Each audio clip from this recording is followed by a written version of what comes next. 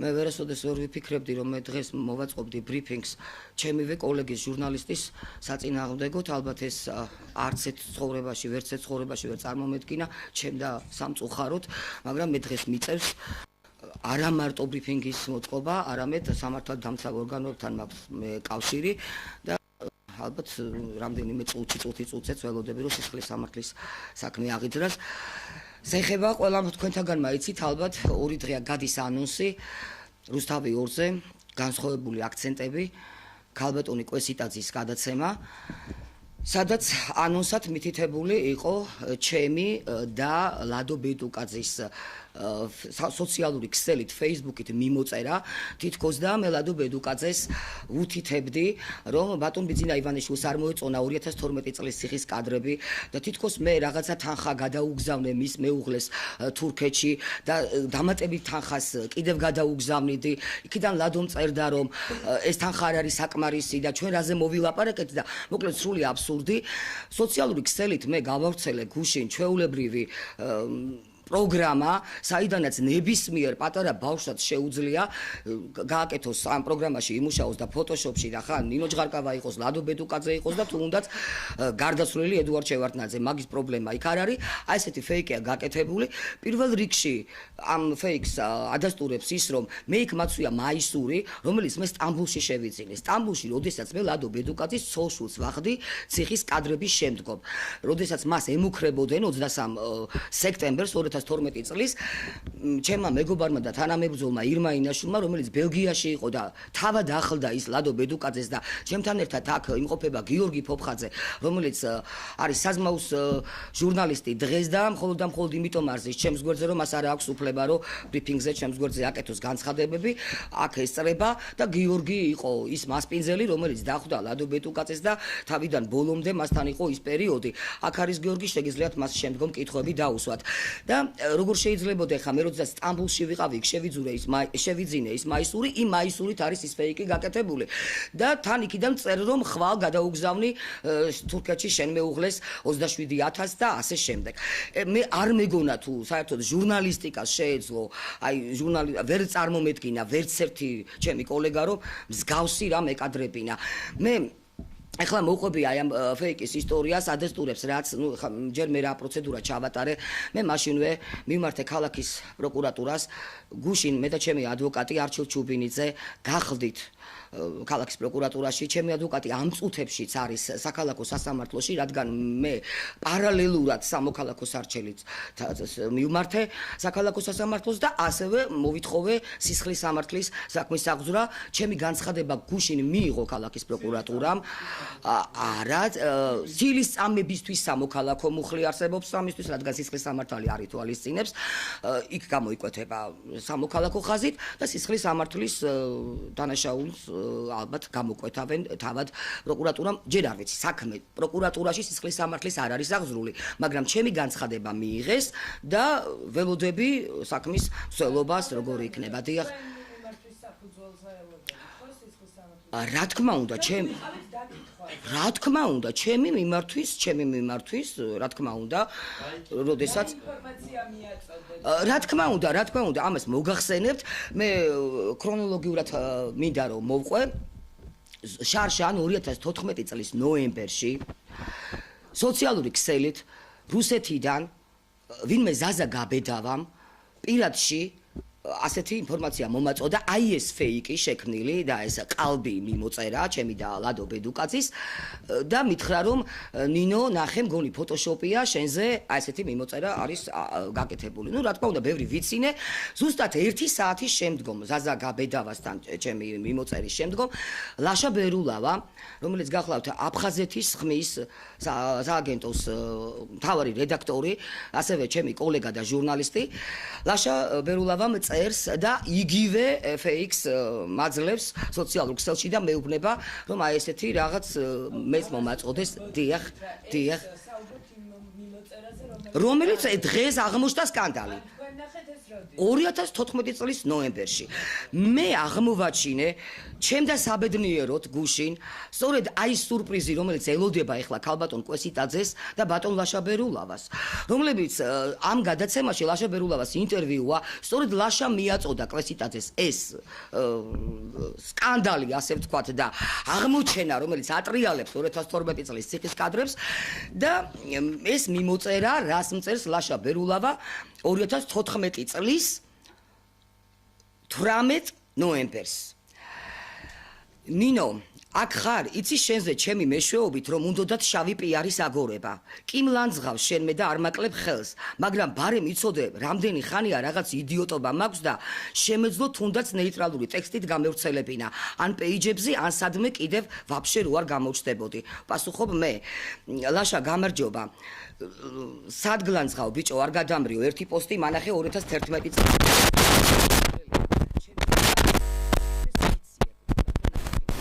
მაგრად ვიხარხარე, ლაშა ბერულავა, ბიძინას რომ დავუსი, კითხვა ხომ იმალანძღე.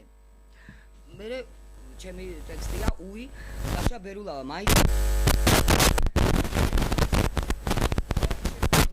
მე ამ სკრინს შემდგომ გავავრცელებ, უბრალოდ აი ამ მინდა გაუსვა ხაზი ამ სკრინზე. ბიჭო, ვის მოუვიდა ამ დურაკობის გაკეთება? გაბედავამ ჩამიგდო დღეს და გავსკდი სიცილით. ლაშა ბერულავა, რა უყოთ? ერთმანეთი რო არ გვემატება იმ ხარეებისთვის, სადაც ვართ. ერთმანეთი უნდა დავინდოთ და გავიტანოთ. მე ასე მესმის. მე მეც ვამბობ, ხარის დედაც, ასეცაა, ლაშა. და მაგას ერთი მივეცი, ამბობს ელისო კილაძეზე, რომ ელისო კილაძესაც ჩაუგდა ერთი სკრინიო. არც ერთი არა ეგ ჩემი მიწერილი ლაშა, რადგან მე და ბედუკაძეს ერთმანეთი გვეზიზღება. ლაშა ბერულავა, ვიცი და ეგრევე უთხარი იმ ვიღაცას. 2 თვის წინ მოვახტევინე ლადო ბედუკაძეს ბოდიში პირდაპირ ეთერში და საერთოდ კონტაქტი არ მქონია მასთან. თან ბიჭო, მაგის ცოშვილი მე მყავდა თურქეთში. ვიცი, ლაშა მწერს. კაროჩი აქ ერთი რაღაცა იყო, დააკვირდი. ბიძინაზე ამბობს ბედუკაძე. მე მევწერ, ამ ფულს მე ვინმე კითხებოდა, ლაშა, ვითომ შენეუბნები, რომ აი ნახე, ეს ის არაო, რასაც ელოდაო. ეს არის 2014 წლის ჩანაწერი. და ეს ამბობს, ვითომ სხვა რამე თუ უნდოდაო. ვაიმე, მართლა სიცილით გავსვდი, ვის მოუვიდა ამის მონტაჟი. ლაშა ბერულავა, ელისოს ვუთხარი, ეგ ამბავი, კილაძეზეა საუბარი, სულ თავიდან, კაი 3 კვირაა მაქვს. ერჩულს ფიცავარ, ლაშა, თუ ერთი სიტყვა იყოს იქ ჩემი. ლაშა, და ელომაც მითხრა, ეგო სისულელეაო, რადგან ნინო იმ დროს თურქეთში იყო და ამას როგორ დაელაპარაკებოდაო. ეს მთელმა საქართველოს მიცის, ლაშა. ეს არის 2014 წლის ნოემბრის ჩანაწერი აი ამ ფეიკებზე. თან ფეიკი გავრცელებულია? ეს არა, ეს ახლა მე ამას რო ვიკითხავ, ეს მარტო იმ პერიოდში მე მომცა ლაშას ვიღაცა მიაწოდა, რა თქმა უნდა, და ეს ვიღაც არის ნაციონალური მოძრაობის ლიდერებიდან ალბათ, რადგან მე მაძლევს ამის საშუალების თქმას ერთი ფაქტი, წუთი წუთზე უბრალოდ ახლა აქამდე ვერ მოვიდა ტრანსპორტით მოდის ნოდარ ჩაჩუა, რომელიც გახლავთ ყოფილი მეცხრე არხის ჟურნალისტი, რომელსაც ამ ზაფხულს ირმა ნადირაშვილი პერმანენტულად მიმოწერის საშუალებით ეუბნებოდა, რომ მას დაედასტურებინა, რომ ეს ციხის კადრები მეცხრე არხის სტუდიაში შეიქმნა და დაიდგა. ამაზე იყო საუბარი, მე როგორც ვიცი, ნოდარი გუშინ მთელი დღე დაკითხვაზე იყო, მან ეს მიმოწერა მიაწოდა პროკურატურას და ჩემთან ერთად მან გამოთქვა სურვილი, რომ მოსულიყო ბრიფინგზე და ალბათ სანამ დამთავრდება მოვა ნოდარიც. ხო, გადაკეტილია უბრალოდ გზები, მარათონია დღეს გარეთ. და აი ახლა აი ეს ადასტურებს ყველაფერი, აქა ცოტა ვრცელიც არის. კიდევ რომ პირდაპირ რომ ნინო ხო ხვდები, შენ ჭკვიანი ხარ, ლაშა მეუბნება და რა ხდება, მაგრამ მე ეს არ გამოვიყენე. შენს წინააღმდეგ უნდა გამომეყენებინა შარშანდელს ზეა საქსაუბარი. 1 წლის მერე ხდება რატომღაც ეს ფეიკი, რომელსაც ციცილად არ ყოფნიდა ლაშა ბერულავას, ასევე ელისო კილაძეს, ასევე მეც ზაზა გაბედავას, ვინც ეს ვნახეთ. ფაქტურად, ასევე ეს ირმა ინაშვილს ჰქონდა ნანახი. მე ვიცი რომ შარშან ირმა ინაშვილი რუსთავი 2-ზე მიდიოდა დებატებში პატრიოტთა ალიანსთან ერთად. მან დამირეკა და მითხრა რომ დილით ეთყობა მას ელისო კილაძე მიაწოდა, ეს ფეიკი მომაწოდეს და ამის გამოყენება უნდა რუსთავი 2-ო. მაგრამ იმდენად თვითონაც მიხვდნენ რომ ეს იყო სისულელე და კუსტარულად გაკეთებული, რომ ბოლო წუთში გადაიფიქრეს. ეხლა გადაცემა გადის ეთერში, ჩემი ადვოკატი მე ვთქვი რომ ეხლა მიმართავს მეორე სარჩელით სამოქალაქო სასამართლოს, რომ დაუშვას უპრეცედენტო შემთხვევა, ჯერ საქართველოს ისტორიაში არ ყოფილა ეს და თუ მოსამართლემ ეს მიიღოს გადაწყვეტილება, არ ვიცი, რომ აი ამ ანონსის საფუძველზე, რომ არ გამოიწვიოს მძიმე შედეგები და ეს არის ყალბი და ეს ნამდვილად ყალბია და ამის გამო ანონსმა უკვე გამოიწვია რეზონანსი, რომ შეჩერდეს გადაცემა. ამ მოთხოვნით დიახ, მაგრამ დიახ, ეხლა იქ არის ადვოკატი, მე არ ვიცი როგორ მიმდინარეობს მოვლენები, დიახ. დიდი ბოდიში. დიახ. ესე იგი, ამბავი არის, შენ თუ კარგად მივხვდი. დიახ. რო არ გამოგვჩეს რა. დიახ. ის რაც ანონსში გავცელდა, რომ თითქოს თქვენ. დიახ, ჩემი და ლადო, დიახ. მიგოწერა, ის არის გავცელებული ფეიკი, რომლის კი. შესახებაც თქვენ ინფორმაცია. დიახ, 14 წლის 18 ნოემბერს და ლაშა ბერულავასგან, დიახ. მაშინვე მქონდა ამის ფონზე, რადგანაც ეს არის ყალბი. რა თქმა უნდა. ფეიკი, თქვენ აპირებთ და უკვე მიმართეთ. რა თქმა უნდა, მე მივმართებ პროკურატურას. შეგიძლიათ აი ესე მოკრა. მოყვა აი წერან ბერულავა. დიახ, ბერულავა, ზაზაგაბედავა. ხო, კი ბატონო. დიახ. ანუ სწორად მივხვდი, ხო? ეს აბსოლუტურად სწორად მივხვდით. დიახ. თქვენი ადვოკატიც აქ არის. არა, ჩემი ადვოკატი აქ არ არის. არა, ჩემი ადვოკატი არ არის, არა. არა, ჩემი ადვოკატი მე ვთქვი არის არჩილ ჩუბინიძე, რომელიც არის ამ წუთებში საქალაქო სასამართლოში. ამ გადაცემის შეჩერება. ჩემი ადვოკატი მიმართა, ეხლა კი არ მოვითხოვთ, ეხლა ჩემთვის გადაცემის შეჩერებას. ხო, არა, პარალელურად ეს მოთხოვნაც დააყენა ჩემმა ადვოკატმა, რომ თუ შესაძლებელია, შეიძლება რომ დღეს ეს არ გავიდეს დროებით, რა თქმა უნდა, სანამ რა თქმა უნდა, მაგრამ მე რატომღაც ამაში ახლა ეჭვმეპარება, რომ ესეთი პრეცედენტი არ ყოფილა საქართველოს ისტორიაში, რომ გადაცემა შეაჩეროს მოსამართლემ ნებისმიერ შემთხვევაში, მაგრამ ყოველ შემთხვევაში ცადა ეს ჩემ ადვოკატმა, მაგრამ მე ასევე სამოქალაქო სარჩელით მაქვს მეთქი მიმართული როგორც პროკურატურას, ისევე დიახ სამოქალაქოს, სადაც მე აუცილებლად მოვითხოვ მორალური ზიანისთვის $100,000, ამას მე ვაფიქსირებ, რადგან მე $50,000 მაქვს კრედიტი, ნაციონალურ მოძრაობას კი გონია, რომ მე თურმე ბიძინა ივანიშვილის შრომავალი ვიყავი და მე დღეს ყველაზე კარგ მდგომარეობაში ვარ, მაგრამ მე მაქვს ბინის კრედიტი $50,000. ჩემი მორალური ზიანი ნამდვილად მიიღირს, რომ ქალბატონმა კვესიტაძემ და მისმა მეუღლე უტიაშვილმა და რუსთავი ორმა მე გადამიხადოს მორალური ზიანისთვის 100. დიახ, ამას მე მოვითხოვ სარჩელში ჩავწერ აუცილებლად. მე ასევე მიიღირს ჩემი მორალური ზიანი. მე ახლა მივდივართ იქ, რატომ დაჭირდათ ნინო ჯღარკავას ხსენება.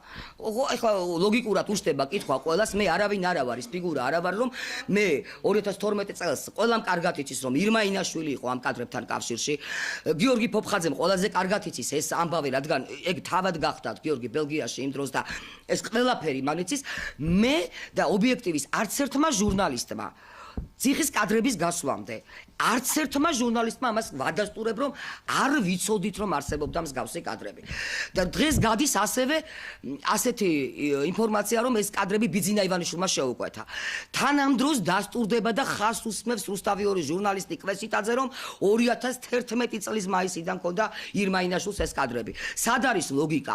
თუ 2011 წლის მაისში, თუ არა და ესე იყო, რომ ნამდვილად ადასტურებს გიორგი პოპხაძეს, რომ 2011 წლის მაისში ქონდა ირმა ინაშვილს ციხის კადრები, როგორ შეიძლებოდა ბიძინა ივანიშვილს შეეკვეთა ეს? როდესაც ბიძინა ივანიშვილი გამოჩენილიც არ იყო 2011 წლის მაისში ხას უსმევ ქართულ სივრცეში და პოლიტიკაში. იგი გამოჩნდა 2012 წლის ნოემბერში. 1 წლის მერე. და ეს აი ხა როგორ უნდათ დააკავშირონ ლოგიკურად, ან რანაირად უნდა დაკავშირდეს 2011 და 12 წელი ერთმანეთს, რომ ეს კადრები, რომელიც ირმა ინაშვილს ხელში ეჭირა 2011 წლის მაისში, ბიძინა ივანიშვილი უკweთავდა 2012 წლის ნოემბერში. და ამ დროს ნინო ჯღარკავა რატო გამოჩნდა? იმიტომ რომ ნინო ჯღარკავას ლოგიკურად ჯაჭვით კარგად დააკავშირებდა უტიაშვილი კვესიტაძისა, რადგან მე ყველა მიცის რომ ვარ თამაზ თამაზაშვილის მეგობარი, ირაკლი ღარიბაშვილის ოჯახის მეგობარი და ძალიან იოლი იყო ამის კავშირი, იმიტომ რომ 96 წლიდან მე ბატონ თამაზს ვიცნობ, რადგან მე ვიყავი პირველი არხის თანამშრომელი ჟურნალისტი კრიმინალური ხაზით. ბატონი თამაზი გახდათ კახეთის სამხარეო პოლიციის უფროსი და როგორც თამაზს მე ასევე ყველა სამხარეოს უფროს, როგორც თქვენ ჟურნალისტები ყველას იცნობთ თქვენ სფეროზე, რაზეც მუშაობთ, ასეთი ურთიერთობა მქონდა. და ჩემი ურთიერთობა გამყარდა იმით, რომ როდესაც თამაზი დაიჭირა